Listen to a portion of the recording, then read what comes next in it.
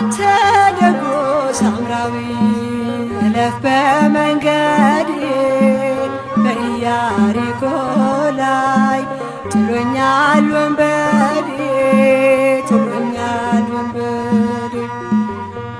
ነፍሴን ወደ ጽሙሙ ተቃርባለችና የዓለም መድኃኒት ክርስቶስ ቶሎና ኢየሱስ ቶሎና። የመጀመሪያው ቀን ምንም ሂንቱም ምኑም የለኝም ውዥንብር ውስጥ ነኝ። ሁለተኛው ቀን ሲሄድ ግን ጭንቅላቴ ውስጥ አንዲት ተጽዕኖ ይዤ ነው የሄድኩት። ቤተሰቤ ላይ የሆነ ተጽዕኖ ተፈጥሯል እና መድኃኒዓለም ሆይ አንተ ብዙ ነገር መለወጥ ትችላለህ፣ እኛን ከቅንጣት በታች ካለን ነገር ውስጥ ነው የሰራህን እና ኦሬዲ ምንም ላንተ በቃል ያዳንካቸዋሉ፣ በብዙ ነገር ታምራትን ሰርተሃል፣ አንተ ፈውሰኝ፣ አንተ ዳብሰኝ ብዬ ሆዴን ዳበስኩ። ጊዮርጊስ ቅዱስ ጊዮርጊስ ሆይ በቃ በእኔ ውስጥ ሊገለጽ የታሰበ ነገር አለ ብዬ አምናለሁ። ሐኪሙ ድጋሚ ዞኝ ገብቶ አረጋግቶኝ ከዛ እንደገና ማደንዘዣ ሰጥቶኝ ለኔ ማለት ወደ ራሴ መመለስ አልቻልኩም። እንዴ እንደማወራ አይደለም። ከሱ በኋላ ትንሽ ተረጋግቼ እንደገና እሱ እግዚአብሔርን አታምኚውም፣ አምላክሽን አትወጂውም፣ በቃ አንቺ ተጠራጣሪ ነሽ፣ እንዴት እግዚአብሔር ይሄን ነገር ማሳለፍ ያቅቷል ብለሽ ታስቢያለሽ? እንደገና እኔን መምከር ጀመረ ማለት ነው። እኔም ጎድቼ ይሁን አላውቅም፣ በልጅነቱ ጫና ብዝቼበት ይሁን እንደዚህ በቃው ልጄ አላውቅም። ውስጤ ይጸጸታል። ልጄን አድክሜዋለሁ እላለሁ። በእውነት ልጄ ደክሞብኛል። ታማሚ የሆነው ምናልባት የኔ ስራ ጫና ይሁን ብቻ እያወራሁት በመንፈስ ሄድኩኝ። ኦሬዲ ሄድኩኝ እና እንባዬ እየወረደ ነው። ከምን እንደመጣ አላውቅም። ከዛ ነርሷ ስተኝ አመመህ እንዴ ነው ምናምን ስትለኝ አላመመኝም ፕሬ ያረኩ ነው ተይኝ አልኳትና በቃ አወራው፣ በስሜት አወራሁኝ። እዛ መንፈሳዊ ነገር ውስጥ ገብቼ አወራው። በቃ ልትገልጸው ያሰብከው ተአምር ስላለ ግለጸው። በቃ እኔ አሁንም ያን ተአምር እጠብቀዋለሁ። እኔ በተአምራት አምናለሁ ማለት እግዚአብሔር ተአምራትን ይሰራል። ስለዚህ አሁንም የምጠብቀው ነገር ከሕክምና የበለጠ በመንፈሳዊ ህይወት እንደምድንበት ነው። እኔ አሁን አንዲትም እንዲህ ነገር ሳይነካ የሆድቃ መነካት ሳይኖር ምን ሳይኖር ኦሬዲ ይሄ ነገር እንደ አዲስ ተሰርቶ እንደምለወጥ እርግጠኛ ነኝ።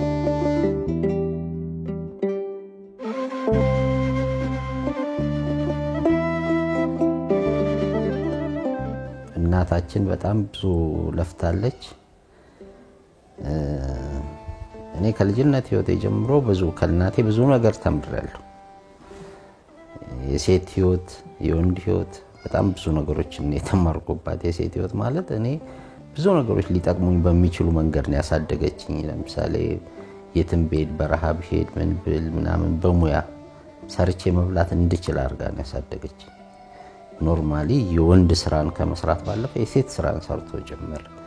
ያው በተለምዶ ሴት ስራን ምን ነው አለ አይደል፣ ማብሰል ማጽዳት ምን የሚለው የቤተሰብ አያያዝ እንደሱ የሚለው ነገር በሙሉ ልጅ አስተዳደግን ጨምሮ እኔ ወንድሞቼን ከኔ ቀጥሎ ያሉት እናቴ አስም ታማሚ ነች በራሷ እና ድሮ ደግሞ የምታውቁት ነው እንግዲህ የኔን እድሜ ወደ ኋላ ስትቆጥረው ኦልሞስት 37 ዓመቴ ነው አሁን በእድሜ ደረጃና በዛ ህይወት ውስጥ ይሄ ዳይፐር ሚለው ይዘት አልመጣም ነበርና በዛ ይዘት ውስጥ አስም ታማሚ ስለሆነች እኔ እጥበት ለወንድሞቼ መንከባከብ የሚሆኑ ጨርቆችን ማጠብ እነሱን ጨምሮ አሳይታ ያሳደገችኝና በጣም በርካታ ነገሮች አይቼበት ነው ያደኩት።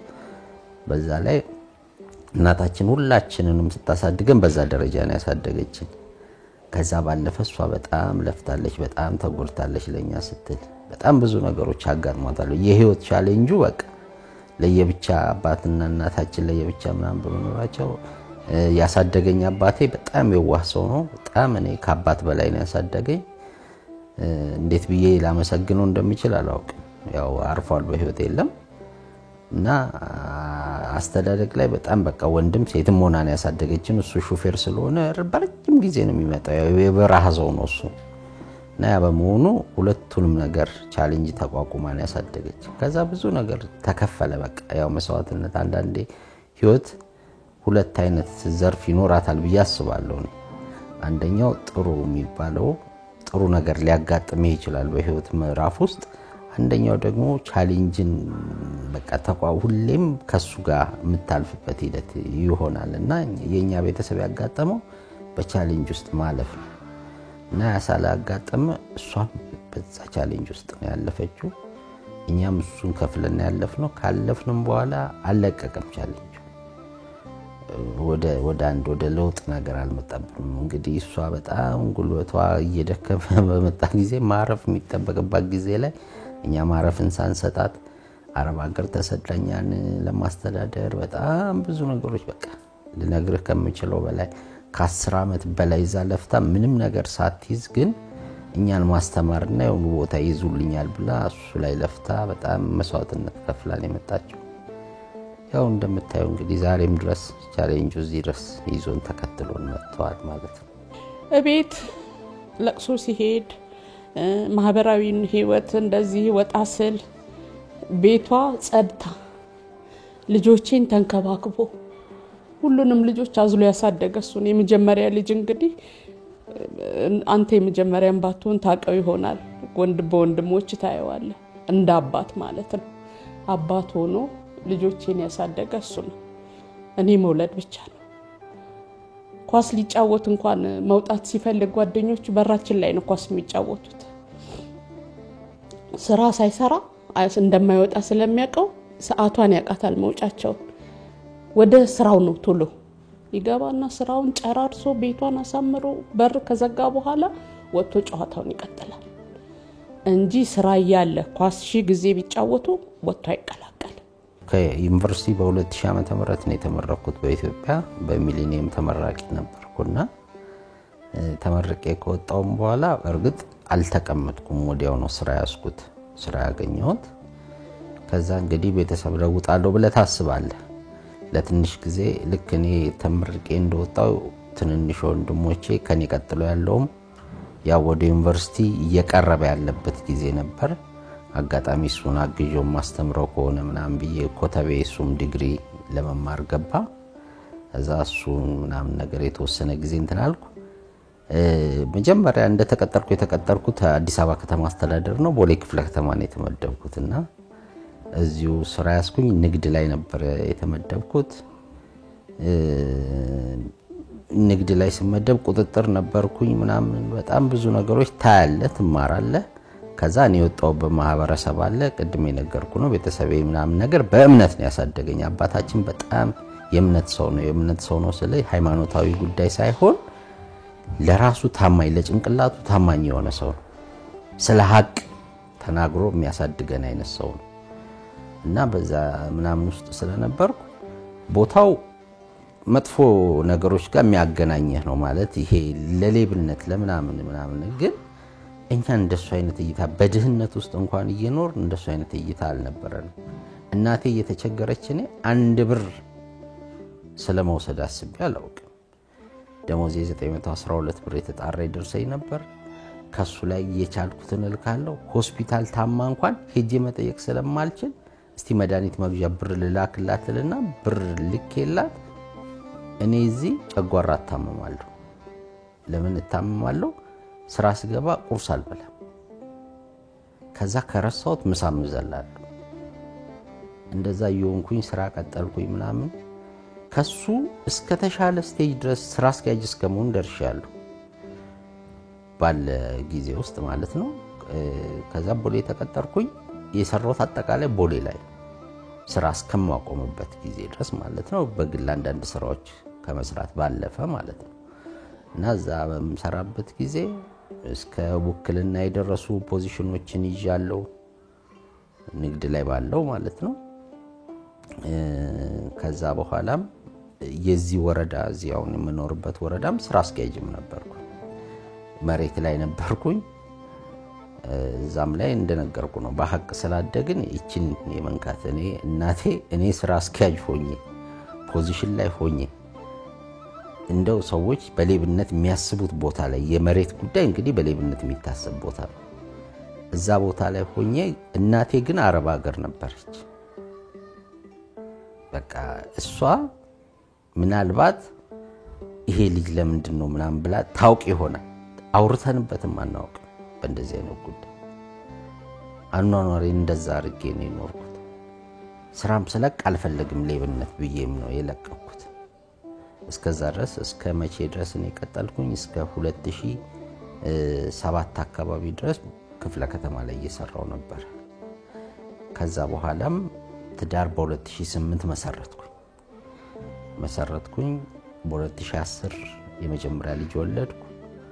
ከሱ በኋላ አሁን 2 አመት የሆናት ህፃን ልጅ አለችኝ። 2 ልጆች አሉኝ፣ ሴት ልጆች እና በትዳር እንግዲህ ከ2008 አንስቶ በትዳር ህይወት ውስጥ ተመስርቼ እየኖርኩ ነው ማለት ነው። ከባለቤቴ ጋር የተገናኘ ነው እኔ ተማሪ ሆኜ ነው። እሱ በ2000 ዓመተ ምህረት እንደነገረ እዚህ ለስራ ተመድቦ መጥቶ እኔ ተማሪ ሆኜ ድሮ ጠንካራ ምባል ሰው ነበርኩኝና ተማሪ ሆኜ ሰራ ነበር፣ ነግድ ነበርና እሱ ደግሞ ንግድ ቁጥጥር ነበር። ያኔ እንደዛ እየዞሩ ሲመጡ ነው እኔ ንግድ ቤት ሰው አቆሜ ለሊት ተነስቼ ከፒያሳ አትክልት ምናምን አምጥቼ ደርድሬ ሰው አቆሜ ነበር ትምህርት ቤት የሚሄደው 9 እና 10 ሰማርና ያኔ ነው የተዋወቅነው። በአጋጣሚ ሊያው ለቁጥጥር መጣ። አንድ ዘመዴም ደግሞ እሱ ጓደኛ ነበርና በዛ ተግባቦት ነው በቃ ጓደኝነት ጀመርን። ከዛው የተግባባን ትምህርት ጨረስኩ። ከዛ በኋላ ትምህርት ከጨረስኩ በኋላ ቲያትር ማር ነበር ለተወሰነ ጊዜ። በሱ ተመረኩ። በሱ ትንሽ ለመስራት ሞከርኩ፣ አልሆነም። ቤተሰብ መደገፍ ነበረብኝ። አጋጣሚ ድንገት እንደቀልድ የጀመርኩት የአረብ ሀገር ፕሮሰስ መጣልኝ። ትምህርት እንደጨረስኩ 12 ማለት ነው። እና ያው ቤተሰብ መደገፍ ስለነበረብኝ ወስኜ ሄድኩኝ። ብዙ ሰው እንደውም ተቃውሞኝ ነበር በወቅቱ።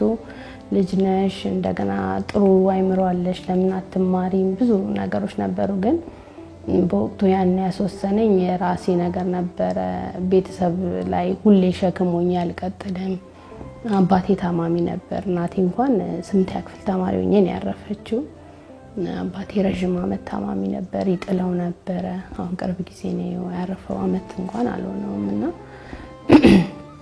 እነሱን መደገፍ አለብኝ ብዬ ወስኜ ሄድኩ። እዛ 5 አመት ሰራው።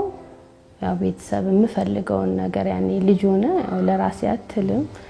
በቃ ለአባቴ እንዲያርጌ ለእህቶቼ እንደዚህ ብዬ ምፈልገው ምለውን እኔ አድርጌ መጣው። ያው እስከመጣው በኋላ ከባለቤቴ ጋር እንግዲህ ከዛ ከመጣው በኋላ ነው የተጋባነው ማለት ነው። እንግዲህ ያው የተማርኩት እንደነገርኩ ማርኬቲንግ ማኔጅመንት ስለሆነ ከሴልስ ጋር ምናምን የተገናኙ ስራዎች እዛም ተመሬ የወጣሁት አሁን ክፍለ ከተማ ላይ ስሰራ በነበርኩበት ጊዜ ዕውቀቶች ስለጨመርኩኝ አቅም ግንባታ ላይ ሰርቻለሁ፣ ንግድ ላይ ሰርቻለሁ፣ ስራ አስኪያጅ ሆኛለሁ። ከነኚህ ካገኘሁት ኤክስፒሪየንስ ተነስቼ ሰዎችን ባግዝና ኖርማል ደሞዝ ከሚከፈለኝ ይልቅ አንዳንድ ቦታዎች ላይ የሄድኩ ጉዳይ ያስፈጸምኩላቸው የተሻለ ገንዘብ ባገኝ በሚል ነው ስራ የለቀኩትና እሱም ላይ ሆኜ ማገኛትን ነገር የማድረግ ጉዳይ ከዛ የግል ንግዶች የመሞከር ከመንግስት ብድር ማሽን ወስጄ ዳቦ ቤት ከፍቼ እንዲህ አይነት ጥረት አድርጌ ኮሮና ጉዳዮቹን ምናምን አላቸው የትግራይ ጦርነት ምናምን ሲነሳ አንዳንድ ነገሮች ኮላፕስ አድርጎ ሜድ ባለብኝ መንገድ ሳልሄድ ቀረውና ዳቦ ቤቱም ወደ ኪሳራ ገጠመው። ኦሬዲ ተዘጋ እንጂ በእንደዚህ አይነት ስራ ላይ ነበርኩ። ከዛ ወደ ሴልስ አመዘንኩኝ። ሪል ስቴት ላይ ገባው። አሁንም መጨረሻ ታምሜ እዚህ እስከተኛውበት ጊዜ ድረስ የሪል ስቴት አንድ ድርጅት ላይ ጉዳይ እንደማስፈጸም አይነት ስራ ሰራለሁ። ሴልስም ተጨማሪ ሰራለሁ። ምናልባት አንዳንድ ነገሮች መሰረት ይመጣል ጉዳይ ላይ ስለነበርን ከባለቤቱ ጋር የተሻለ ፖዚሽን እና የተሻለ ክፍያ ከፍላለሁ በሚል በጥሩ ንግግር በጥሩ አግባብ ምናምን ስራዎችን እየቀጠልን ነበር። ግን ያው እንግዲህ የመጣው በለጠና ወደዚህኛው ነገር አረፍኩ። በትዳር ህይወት አንድም ቀን ቻሌንጅ ገጥሞኝ አያውቅም ማለት ባለቤቴ አጋዥ ነች ማለት ሰው የምትረዳ አይነት ሰው ነች። የምትረዳ ስለ ምንም የሚያነጫንጭ ነገር የለብንም፣ ጥል የለብንም። ይሄ ዝም ብሎ ይሄ ለስም ባልና ሚስት ሆነን ጥል የለብንም፣ ግጭት የለብንም ምናምን ለሚል ወሬ አይደለም። እንዲህ ሞቅ ያለ ወሬ አናወራ። አንድ ቀን እንደዚህ አይነት መሰንዘር የቃላት ጦርነት ምናምን ፈጥረን አናውቅም። ማንኛውም ሰው እንደሚነጋገሩ እንነጋገራለን። ለምን የሆነ ምናምን እንባባላለን፣ ግን ጥል አጋጥሞን አያውቅም። እግዚአብሔር የተመሰገነ ይሁን። ኤርሚያስን የሚያውቀው በጠንካራነቱ፣ በመሯሯጡ፣ ለስራ ያለው ፍቅር እና ያው ታማኝነቱ፣ በጣም የሚገዛ ታማኝነቱ ነው። እኔ እሱን አህል አይደለሁ እውነቴን ነው የምልህ። እንደውም ተጣልቼው ሁሉ አውቃለሁ። ስለ እንዲህ ከፍ ያለ ጸብ ሳይሆን በቃ ትችል ነበር። ጓደኞች ካንተ በታች የነበሩ አንተ የምታሰራቸው ሰዎች እዛ ደርሰው ለምን ጎርተህናል እኛን ብዬው አውቃለሁ። የእውነት ነው የምልህ። ግን እንደዛ አይነት ሰው አይደለም። በጣም ታማኝ ነውና እግዚአብሔር የሚሰጠኝ ነገር አለ። ነገ የኔ ነው፣ ዛሬ ባጣውም ነገ የኔ ነው ይል ነበር። አላጣንም በወቅቱ። እውነት ለመናገር ጥሩ ህይወት ነበረን። የመጀመሪያ ልጃችን ስንወልድ በጣም በጥሩ ሁኔታ ነው ተከራይተን ነበር የምንኖረው። ጣፎ አካባቢ ይሰራል። ያገኘውን በቃ ለቤቱ ያመጣል። አይጠጣም፣ አይቀምም፣ አያጨስም። ከምንም ነገር በላይ እሱ ይገዛኛል። እኔ ቤቴ ነው በቃ የሆነ እንትን ካለ ስራውን ጨርሶ ቤት ነው በቃ የሚመጣው እና በጥሩ ሁኔታ ነበር የምንኖረው ህይወት። ለብዙ ሰዎች የሚያስቀና የምትለው አይነት ህይወት ነበር የምንኖረው። ነገሮች ያው በምድር ላይ ስትኖር ብርቱ መሆን አለብህ፣ የሥራ ሰው መሆን አለብህ፣ መድከም የለብህ ምናምን እንደነገርኩ ነው። እኔ ጥረት አደርጋለሁ በየዘርፉ ማለት ነው፣ ራሴን ለማሻሻል፣ ቤተሰቤን ለመርዳት። ሱቶ በነፃ ሰዎችን ለማገዝ በነፃ ምን አይነት እገዛ መስጠት ይቻላል ብትለኝ፣ ለምሳሌ ሰው አቅጣጫ ጠየቀኝ፣ ጊዜ ካለኝ ያ ሰውዬ የማይረዳው አይነት አቅጣጫ ከሆነ ሄጄ ቦታው ድረስ ባሳየው መርጣል። ፖዚቲቭሊ ይሄን ነው በቃ እኔ እስካለው ድረስ ለምሳሌ አንደበቴ እስከሰራ ድረስ በአንደበቴ ሰው መርዳት አለብኝ። እጄ እስከሰራ ድረስ በእጄ ሰው መርዳት አለብኝ። እግሬ እስከሰራ ድረስ በእግሬ ሰው መርዳት አለብኝ፣ ማገዝ አለብኝ። እነኚህ ነገሮች ሆነው እንግዲህ ጥረት በማድረግበት ህይወትን ለማሸነፍ የራሴን ህይወት ለማሻሻል፣ የቤተሰቤን ህይወት ለማሻሻል፣ በዙሪያ ያሉ ሰዎችን ህይወት ለማሻሻል እሱ ብቻ አይደለም።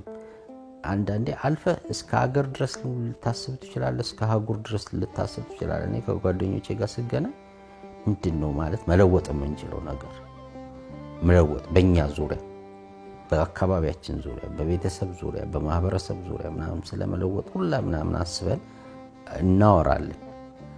ይሄን ጥረት ምናምን በማደርግበት ጊዜ እኔ ምን ሆነ መሰለ፣ ምናልባት ስተት ይኖርብኝ ይሆናል።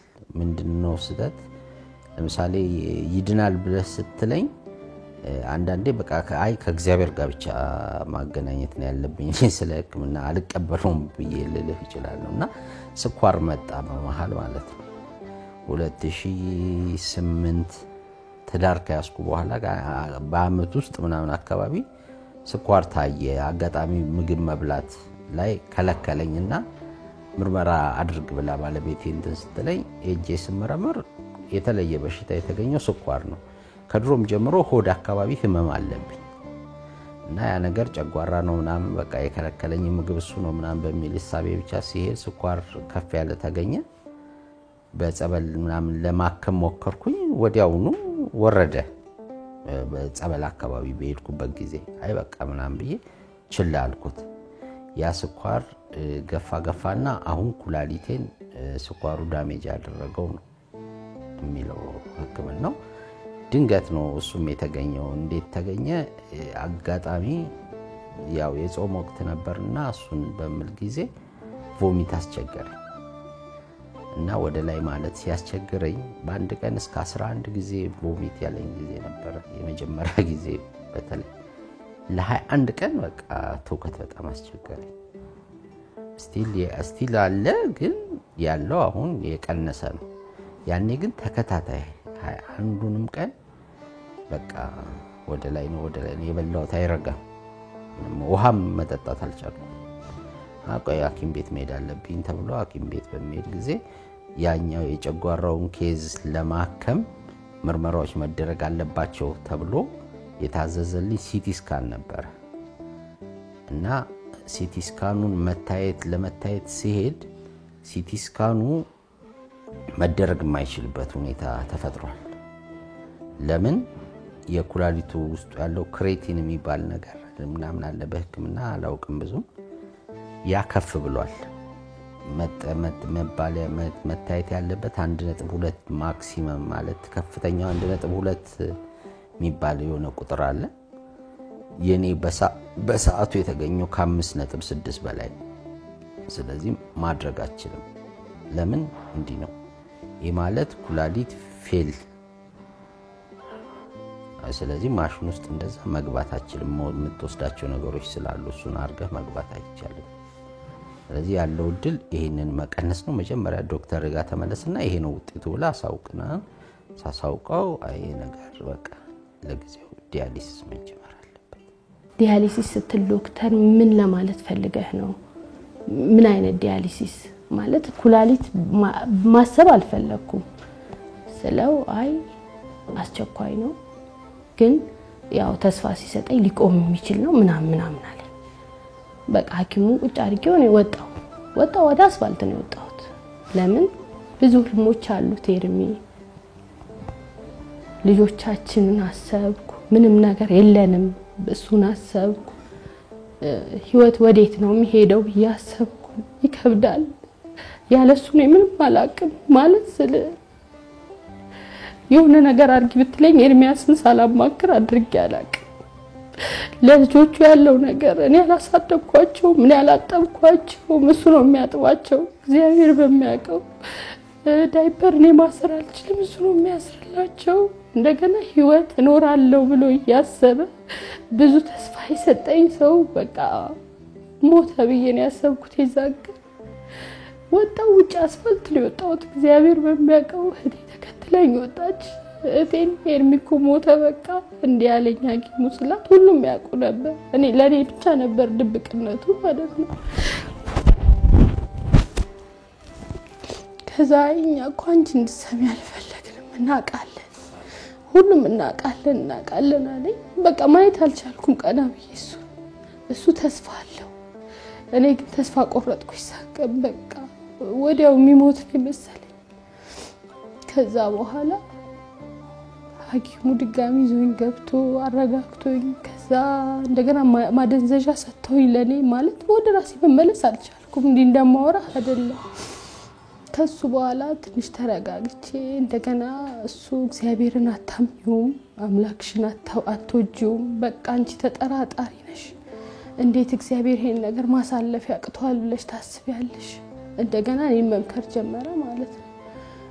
ከዛ በኋላ ያው መልሰ እንደ ሰው ደግሞ ተረጋጋለህ ከእግዚአብሔር ጋር አወራለሁ ሁሉ ማለት ብዙ ነገር ጥረናል ህይወታችን ላይ የተሳሳተው ነገር ካለ ማን ታሳየን እግዚአብሔር ሆይ ማለት ጥፋት ካለብን ምከረን እንጂ በእንደዚህ አታምጣው ብዬ በቃ ከእግዚአብሔር ጋር ነው የማወራው ያለው ከእግዚአብሔር ጋር ነው። ሰዎች ላክልን ለምሰለ ዛሬ ታጥቦ ገባ ለነገው ታስባለ ማለት አምላክ ልክ ስንገባ ነው ቆማለሁ እግዚአብሔር ፊት ለነገ ደግሞ ሰው ላክ እኔ ይሄን አድርጌ እናምጥቼ አልልህም ግን በቃ ሰው ላክ አንተ ማድረግ ትችላለህ። ለእግዚአብሔር ለኛ የከበደን በሰከንዶች ሽርፍራፊ የሚስተካከሉ ነገሮች ናቸውና አምላኬን ምለው እንደዛ ነው። በቤቴ ምንም ጥሪት የለኝ ያረብ ሀገርን የሚያቀያቀዋል ተሰርቶ ወዲያው የሚላክ ነው እየላኩ ልጆቼን ያስተማርኩበት በዚህ እድሜ በስተርጅና አረብ ሀገር ቆይቼ ባዶዬን ነው የመጣሁት። እኔም ታምሜ ነው የመጣሁት በወቅቱ ኮሮና ተባለ። እዚህ ከመጣው በኋላ ተመልሼ ሄዳለሁ ብዬ ፕሮሰስ ጀምሬ ነበር። የልብ ህመም ተገኘብኝ። በዚህ እድሜ በቃ ነገሮችን ሳይ ነገሮች ጥሩ ስላልሆኑ ተመልሼ ሄዳለሁ። አይኔ ክፉ ነገር ከሚያይ እሰራለሁ ታገላለሁ ገቤና ስሬ ብዬ አይቶ መፍረድ ይቻላል እሄዳለሁ ብዬ ፕሮሰሲን ጀምር ምርመራ ሲደረግ የልብ ህመም ተገኘብኝ። በዛ ምክንያት ቀረው። ዛሬ ይሄን አውጥቼ እሸጣለሁ ይሄ አለኝ የምለው ነገር የለኝም ምንም ጥሪት የሌለኝ ሰው ነኝ ልጄን ያትርፉልኝ እንግዲህ የኢትዮጵያ ህዝብ ደግ ነው ልጄን አትርፉልኝ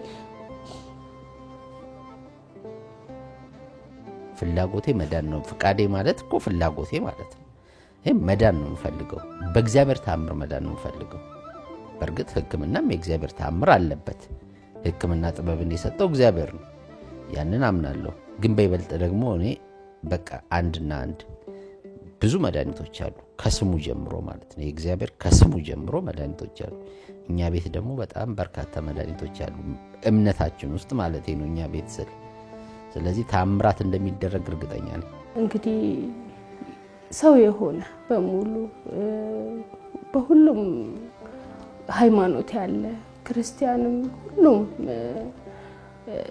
የሚችለውን ነገር ቢያደርግልን ማለት እኛውን ለነገ የለንም የምንል ሰዎች ነን ለነገ ማድረጊያና እግዚአብሔር እንግዲህ እነሱም ከእግዚአብሔር ያገኙታል የሚያደርጉትን ነገር የሚችሉትን ያቅማቸውን ቢረዱን ነው ማለት ሰዎች መጀመሪያ ለመዳን የሚፈልጉ ከሆነ ራሳቸው በሞራል መገንባት አለባቸው መድኃኒት ዝም ብሎ ቢሰጥህ አትድን የምትድነው በህይወት ውስጥ ሰው በምድር ላይ ሲኖር ሶስት ነገር ሊኖረው ይገባል እምነት ተስፋ ፍቅር አይደል ፍቅር የበለጠ ነው እምነት ከሌለህ ምናምን ነገር ምንም ቢሰጥህ ባዶ ነው ለምሳሌ ውሃነቱን የምታውቀው ስለምታምነው ነው ውሃ ነው ብለህ ስለተቀበልከው ነው ለምሳሌ የሰጡን ውሃ እያየኸው ከለሩን እያየኸው መርዝ ነው ብለህ ካሰብክ መርዝ ነው ገዳይ